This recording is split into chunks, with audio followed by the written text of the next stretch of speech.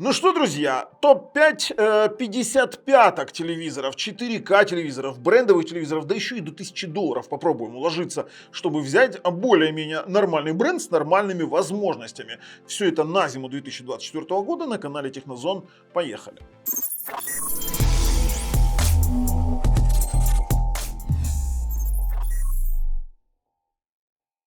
Слушайте, мы на главной странице нашего канала. Подписываемся, нажимаем колокольчик, чтобы не пропустить дальнейшие наши обзоры. А я хочу вам сказать пару слов. Дело в том, что когда я выбираю телевизоры специально для того, чтобы делать вам предложения по этим телевизорам, собрать вот это все в кучу, я оцениваю телевизоры органолептически.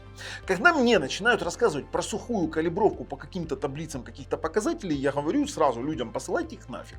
Потому что я приведу вам небольшой пример. Вы, знаете, задайте вопрос в Google, как правильно пить кофе. И вам там напишут условно, что кофе нужно пить в такой-то пропорции, с 1 ложечкой сахара, либо без сахара вообще. Это как пример. А вы, например, пьете вот такой бадьей, 3 ложки сахара, и вам так нравится. И я всегда был приверженцем того, чтобы покупать только то, что вам нравится. Смотреть, воспринимать, кайфовать. А это значит, что вы должны нормально воспринимать картинку телевизора, вы должны нормально воспринимать звук телевизора, яркость телевизора и, конечно же, получать от этого удовольствие. Поэтому посылаем в одно причинное место тех, кто нам говорит другое, что вы не должны кайфовать, а должны жить по каким-то сухим цифрам. Фигня это все, поехали.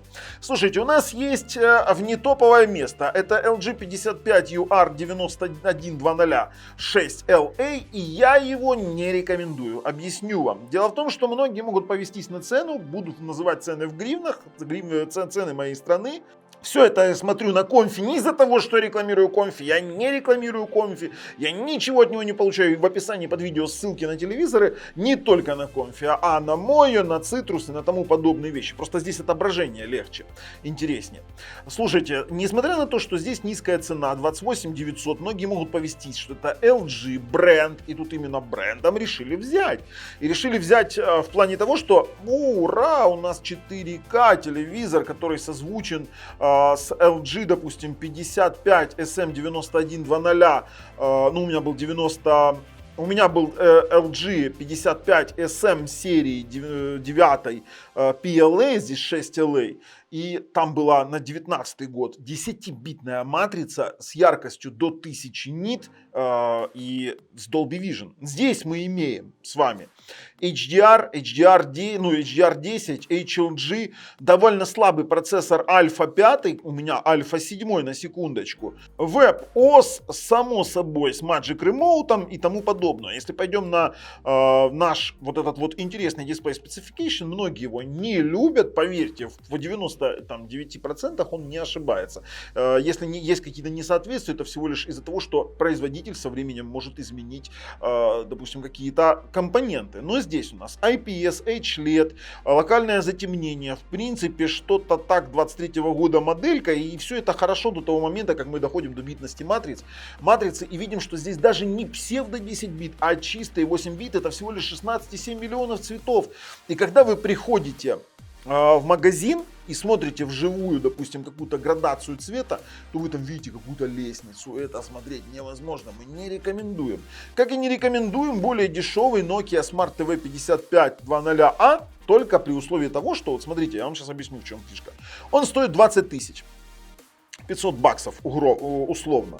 За 500 баксов вы получаете 55-ку с HDR10, с Dolby Vision. Можно посмотреть, что у нас здесь есть даже там какой-то процессорчик. Все это на Google или на Android TV. Это 20 на Android TV здесь. Это 20 года моделька. Именно ее я тестировал и смотрел. Здесь псевдо 10 бит с FRC, 8 бит плюс FRC. Более миллиарда цветов заявленных. И тут как бы смотрим, за 20-ку можно было бы брать. Но тогда, когда я его смотрел, когда я его тестировал, то здесь нет уплавнялки никакой. И, кстати, они здесь нигде не заявляются про индекс, Promotion Index. То есть, как тогда я ее не видел, так и здесь я не вижу нигде никакого упоминания про уплавнение и про избежание вот этого джодер-эффекта дебильного. Поэтому пока что, и здесь, кстати, только один Dolby Digital Plus. Это очень мало, как для телевизора 55-ки для реализации его возможностей. Просто иметь 55-ю диагональ ради чего? ради не пойми чего, и смотреть на дергание не очень хочется. А вот на пятом месте у нас два телевизора Samsung. Объясню. Это два телевизора немножко разноплановых. Один из них у нас QLED. Это у нас квантовые точки, как называют, с квантовым HDR. И стоит он 34 тысячи гривен. Другой у нас 8000-я серия CU. И это у нас обыкновенный LED телевизор с motion акселератором, с уплавнялочкой, с HLG и с HDR 10+. Здесь кристалл процессор 4К, здесь Quantium процессор 4К. В принципе, я вам скажу так, разница невелика. Да, квантовые точки немножко ярче, хотя заявляются они здесь. Я, кстати, Q60 тестировал. 450 кандел на метр. Это бюджетная серия, при ее цене это в принципе нормально. И здесь у нас VA матрица до 2021 года, просто она доступна еще модели, на зиму 2024 года в принципе можно рассматривать. VA матрица, что дает ей неплохие цвета, неплохую яркость, неплохую контрастность, псевдо 10 бит, чуть больше 1 миллиарда цветов, Edge LED с Dual LED и, конечно же, уплавнялочка с индексом, Motion индексом 3100. А вот насчет 8000 серии, это у нас тоже VI матрица с Edge LED, тоже широкоугольная. Кстати, не знаю, как они на VA, наверное, пленкой добились этого всего дела. 23 года моделечка, тоже псевдо 10 бит. Но вот насчет Samsung, они неплохие. Советую идти смотреть своими глазами. Но только в том случае, если вам не нужен Dolby Vision. Если вы хотите, скажем так, окунуться в Dolby Vision, у вас этого здесь не получится. Здесь есть фирменная технология HDR10+, конечно же. И самое, что вот противное в этих телевизорах, это то, что к ним нужен обязательно TV-бокс. При этом с поддержкой HDR10+, а это AMLogic, допустим, те же самые, там, или ZIDU, или подобные, но ни в коем случае не NVIDIA Shield TV. Тут уж так получается, что NVIDIA Shield TV не поддерживает HDR10+. И вот этот вот момент, он просто раздражает, потому что настолько урезан этот Tizen, который вот просто стриминг какой-то совсем-совсем слабенький. Именно из-за этого момента это вот 5-е место. На 4-м месте у нас Philips 55 PUS 8518/12. В принципе, неплохой телевизор, объясню. Дело в том, что на других местах у нас поинтереснее модельки. Но здесь у нас и Ambilight, и 4К, и Dolby Vision, Dolby Atmos, и Google TV, и HDMI, VRR, и еще и цена у нас 33 штуки. Так вот, за 33 штуки я лучше куплю такой вот Philips с микродиминга, с Natural Motion, это у него уплавнялочка, и у него ОЗУшечка 4 гигабайтика, хранилище 16, и вам даже ТВ-боксик для этого не понадобится, потому что это все будет работать из коробочки более-менее хорошо. Конечно, для полного раскрытия вам понадобится хороший ТВ-бокс, но у нас здесь есть даже технологии звука Dolby Atmos, Dolby Bass Enhancement, Dolby Volume, Level, но это уже под технологии Dolby, DTS Play-Fi. Да, поназывали, конечно, красиво. И в данном случае даже то, что это Google TV, уже черт с ним. Неплохой телевизор с Direct LED, 4:16, 23 года моделечка, 10 бит, псевдо 10 бит, 8 бит плюс FRC имеется в виду. При этом есть поддержка и HDR10, и HDR10+, и Dolby Vision. И хотя там и хотя Philips усиленно скрывает нативную яркость, не смотрите там на какие-то маркетинговые заявления, в районе 400 кандел вы сможете получить здесь яркость. И в принципе для более-менее нормального HDR этого хватает. Неплох вариант, неплох при его цене там в 33 штуки. Но в 33 штуки, я вам скажу, тут в 35, можно вложиться и купить Sony KD55X75, это 3-е место. И 2-е место KD55X80L.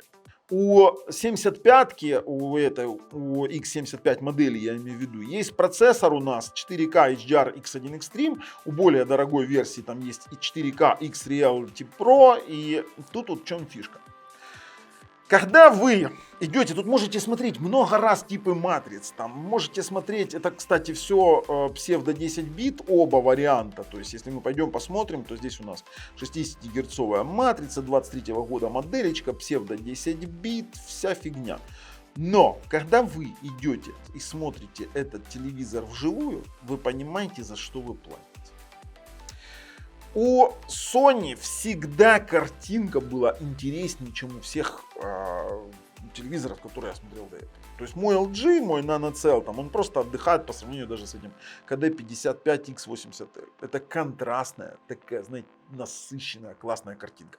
Я советую сразу идти, вы можете про них почитать, я советую сразу пойти так вот глазами. Раз, и посмотрел. Такой раз, и посмотрел. И ты думаешь, да ну на. При этом, знаете, в чем фишка? Вы можете попереключать даже пресеты по установке изображения. Потому что зачастую, знаете, как делают в магазинах? Вы думаете, они зарабатывают много на таких телевизорах? Нет. Им лучше продать какой-нибудь Ergo, Sharp, Pseudo Sharp за там десятку гривен, они на нем заработают там 50%, да, а на этом они заработают еще меньше, чем на этом шарпе за десятку, там, грубо говоря. Я вам серьезно говорю, поэтому они там будут выкручивать контраст и яркость, а здесь они будут занижать качество картинки в магазине, для того, чтобы вы, ну да, для ассортимента есть. Те, кто знает, что такое Sony, не подойдут, попросят и им покажут. Какая там бывает картинка. А те, кто заходит такая на витрину, смотри, это Sony 40, Ergo, ты видел, как он показывает. Вот примерно так это в магазине происходит. И продавцы, кстати, сейчас могут написать в комментариях, что это так и есть. Вот я 100% уверен, что так и будет. Поэтому Сонечки, второе, третье место, это прям заслуженно. Потому что на первом месте у нас чуть-чуть другой телевизор, другого класса. За те же самые 33 штуки гривен. Это TCL C745. Когда я ругал TCL P серии, 625-ку, там 635-ку, то это однозначно так и есть. Про Sony еще забыл сказать. В Sony вам не нужен ТВ-бокс. Вам не нужен ТВ-бокс, там есть уплавнялочка, там есть все, что вам надо. Ну, подключили саундбарчик или, допустим, тот же самый ресивер через ARC выход, ARC. И смотрите, вообще наслаждаетесь. И пульты, кстати, у Sony прикольные. И Google TV там, кстати, стоит. Тоже не надо изначально ТВ-бокс. А тут у нас TCL-очка 745. И что у нас сразу? Матрица от 48 Гц до 144. Это у нас с VRR Motion Index 3900 ppi, то есть у нас хорошая уплавнялочка. Он на MT9615, неплохой проц. Это Cortex A73 по 1,6 ГГц 4 ядра. 3 гигабайта оперативной памяти, что нам хватает для, скажем так, того, чтобы оперировать без ТВ-бокса. VA-матрица. Хорошая, цветастая, контрастная матрица. Псевдо 10 бит, это у всех телевизоров этой ценовой категории будет больше 1 миллиарда цветов. И яркость пиковая до 1000 кандел на метр квадратный. Вот, пожалуйста, 1000 кандел. Direct LED с локальным затемлением. Есть у нас HDR10, HDR10+, Dolby Vision, HLG, Dolby Vision IQ, широкоугольная, до 178 градусов углы. Слушайте, просто классный телек. Я вам серьезно говорю, идите, смотрите, подходит для игровых консолей. Кстати, для игровых консолей подходит и вот этот вот самый, сейчас я вам покажу, неплох Philips, потому что в нем тоже есть VRR, но у него матрица 60 Гц, а здесь 144 герцовая матрица. То есть, по сути, подключив там плоечку пятую там, до 120 Гц, подключив там, например, тот же самый там Xboxик до 120 Гц там в Dolby Vision, пожалуйста, пользуемся. C745, идем, смотрим глазками, узнаем по горячей линии любого магазина, в каком магазине есть, или заказываете онлайн, вам доставляют в магазин, открываете, включаете тестовые, не нравится, послали их нафиг, развернулись, ушли. Но телевизорчик заслуживает своего внимания. А вы, в свою очередь, можете писать в описании, опять двое в комментариях, в описании. В комментариях пишите, какие телевизоры вы в такой ценовой диапазоне, в таком ценовом диапазоне советуете, чем вы пользуетесь, плюсы и минусы, потому что я вам объясняю, я вам уже объяснил, органолептика. Когда вам нравится, вот это и надо брать. А то, что там кого-то там ТВ-бокс, не ТВ-бокс, тип матрицы, сухие цифры. Это все засунут, пускай в одно место. Все, с вами был Бабл на канале Технозон. Пока.